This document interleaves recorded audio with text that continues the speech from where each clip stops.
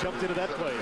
Nicholas Chalmerson. The shoot in. Kevin Bieksa is back. Bieksa played more than any other Vancouver defenseman in the first period, and he's played well tonight. Out at center, a chance for a 2-on-1. Bernier. Bieksa joins the rush, and Wellwood just offside over on the left wing. Here we go after the whistle again, pushing and shoving as Bieksa goes in with Havlat. You want to be careful here. As now some jawing. We saw in game 2 Byfuglien jawing with Roberto Luongo. Now we've got it going the other way. And think about who the Vancouver Canucks are going after, and the hits and the jawing is with Havlat, Kane, Taves. You got to go after the smaller guys and let them know that it's going to be a long series.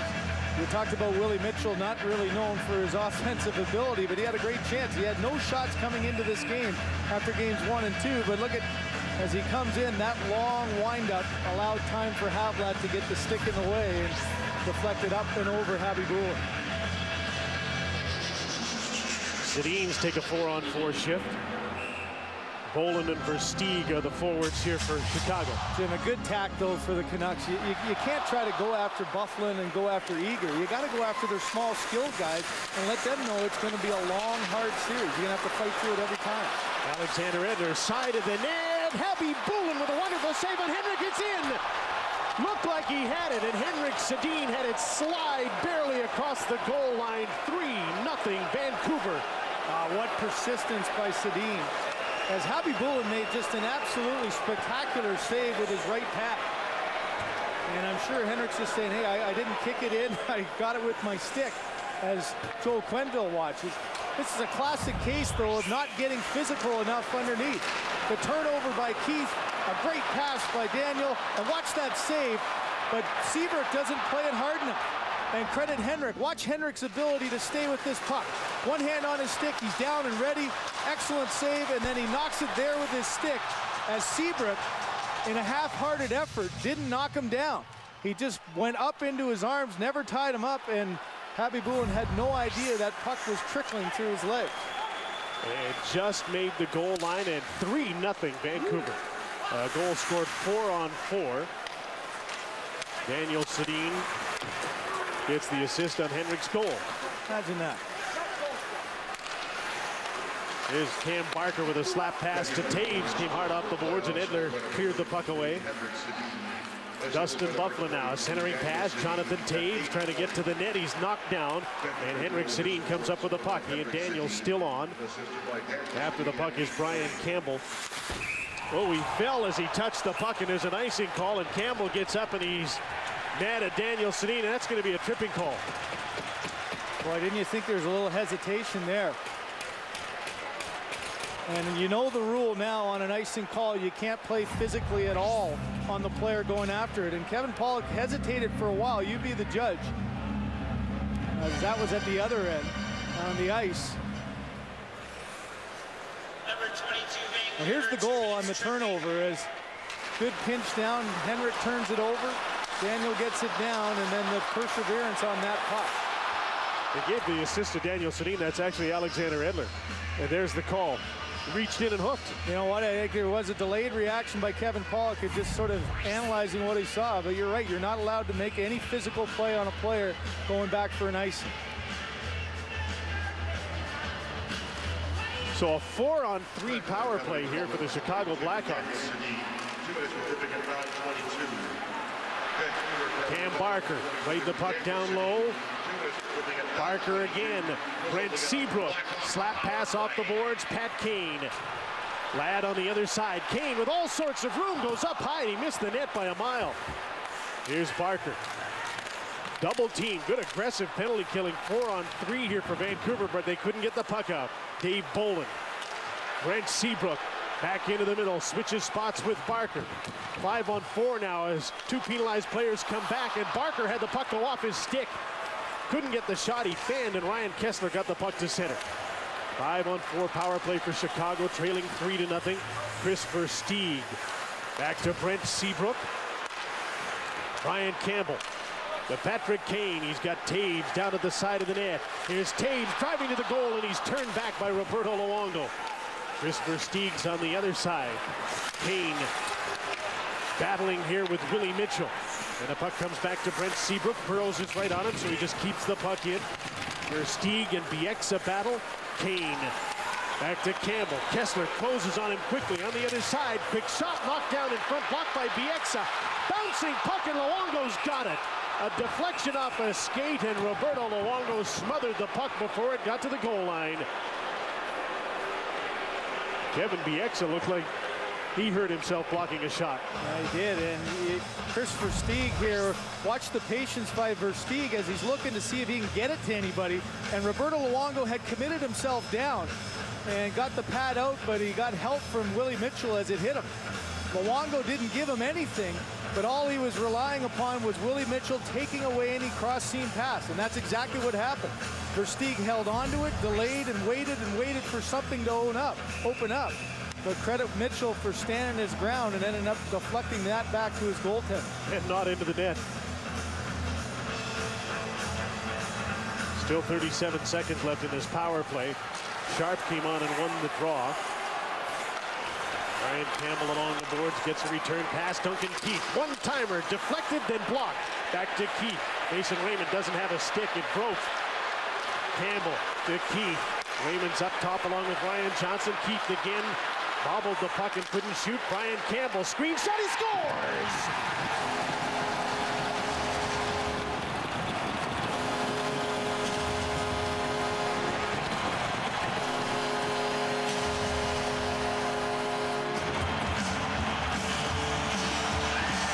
Time to cue the comeback. Ryan Campbell gets Chicago's first on a power play. Well, there he is again, Justin Byfuglien, who doesn't have a point in this series, but man, has he been a pain. Some sloppy play by the Hawks, and then finally just a rocket. But this comes after Luongo trying to fight through Byfuglien. And the frustration for Luongo, look at the positioning. Roberto's looking over to his right, and he just tries to guess.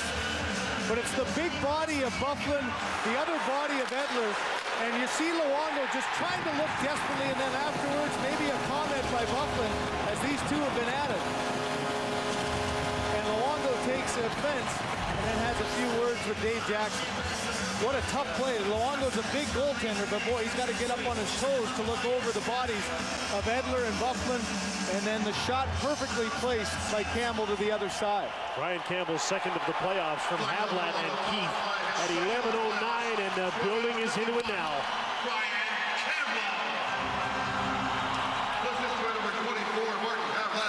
This might be a pivotal part of the game for the Vancouver Canucks in particular. How will they respond? Bolin to the front of the net. Barker with his shot. That's blocked by Ryan Kessler. Andrew Ladd. Dave Bolin quickly back to Walker. His shot. That was blocked by Taylor Pyatt. Andrew Ladd to Bolin. He let the puck go to Matt Walker. Hawks fans have picked it up. The players have picked it up a little bit. And Vancouver's cleared the puck down the ice. This won't be icing. That's a break for Vancouver. They get a change they didn't think they were going to get. Yeah, these are those big moments where you have to put a shift in. You have to find a way to make plays under all the pressure and tension and the noise and get the puck deep, alleviate the pressure, and get the momentum back.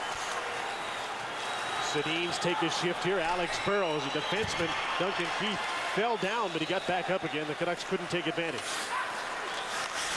Burrows is right on it. Canucks have had a better forecheck much of the evening than they had in the first two games, and there was a sign of it there with Alex Burrows in quickly with the Sedins. Byfuglien dumps the puck here. First man back, Matthias Olin shoveled the puck up the boards. Byfuglien's there, Vannon bumped him. Burrows couldn't get the puck. Chris Versteeg lost control, and Alex Burrows should get out. Trying to find Daniel Sedin. Keith to Seabrook. Well, Burrows has got to be careful there. It looked like he got involved with Burrish on the bench. Long shot in. Goes both ways. They can't touch him, but he can't touch them either. A turnover and a shot off the boards is blocked. Hjalmarsson just pokes the puck in. Wellwood, Bernier, and Pyatt can't get the puck out of their own zone. Troy Bauer, centering pass, shot for the shot, and his stick was impeded by Matthias Olin, so he couldn't get much on the shot. And Roberto Luongo was able to cover it up. Finally, something to cheer about in the United Center. 3-1 Canucks on Hockey Night in Canada. Burrows against Adam Burrish. There's a match made for a reform school. And a lot of sandpaper in here, but watch on the bench as Burrows either fakes or makes a jab, but then as Burrows goes away, an errant stick comes out and gets him in the mouth. So we talked about the agitators on both these sides. The Canucks agitators have done a nice job of getting in and getting pressure. Burrows has been a thorn, as has Kessler and Raymond. And that man, Dustin Byfuglien, you talk about impact in a series, Jim. A guy who you haven't seen on the score sheet, hasn't been able to put the puck in the back of the net, continues to give Roberto Luongo some fits. But for Burrows and Kessler, who was so important to Vancouver all through the regular season, this is easily their best game of this series. They finally had an impact on it. Have their legs move. Their forecheck, which is their mainstay, has really been prevalent in tonight's game.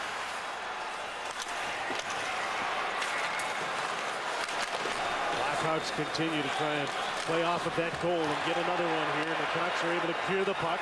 Hjalmarsson back after it. This will be an icing call against Vancouver.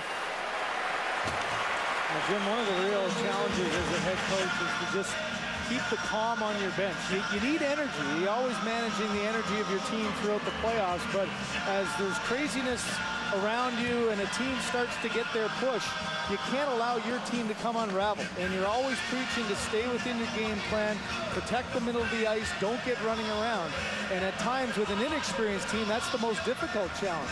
I think the Vancouver Canucks still have enough leadership and veterans on their team to, on the bench, settle as players, settle each other down and just play your same road game that you've got to at this point. Johnson and Taves, and Ryan Johnson, despite mangled fingers from blocked shots, continues to win faceoffs. I think the fact that it's his top hand, the one he last hit, his right hand, it's not really your power hand, it's more your control. You're able to snap back those faceoffs a little bit more effectively if it was his bottom hand. Willie Mitchell to Kyle Wellwood. He won't be playing the piano very well lately, though, I don't think. Nor would be selecting him for a shootout.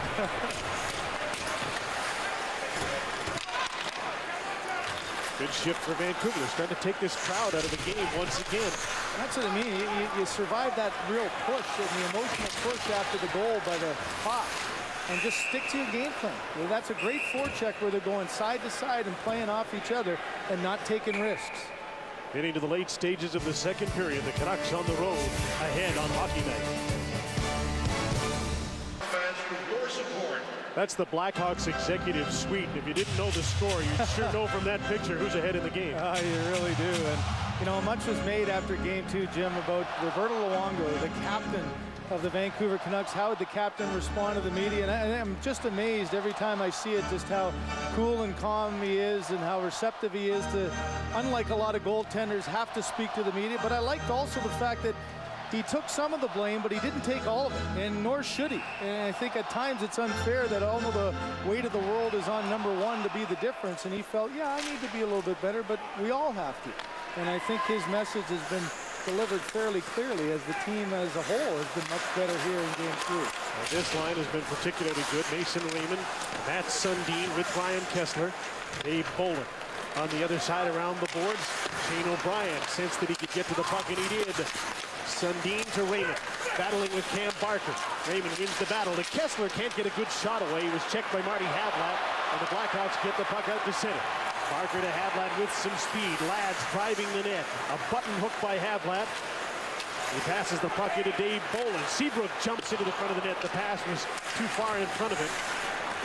Havlat battles here with Seabrook to try and keep the puck in. And Kessler gets it out to center. Raymond had lost his stick, so he needed that puck to get out. Duncan Keith back in, spins around, is knocked down, and the Canucks get the puck. Raymond at the end of his shift, one-on-one against Seabrook. With a spin around to buy some time and fell down. Dustin Byfuglien on the ice again, but Vancouver in its own zone gets the puck.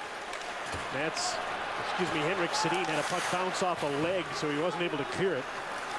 Matthias Ohlund.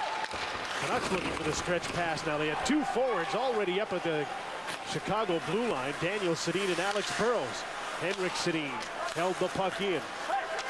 Sammy Paulson, the checking center against the Sedins. Ballon goes out to play the puck. He gets it away from Dustin Byfuglien. Here's Chris Versteeg. Byfuglien tried a sharp angled shot, Vannanen blocked that.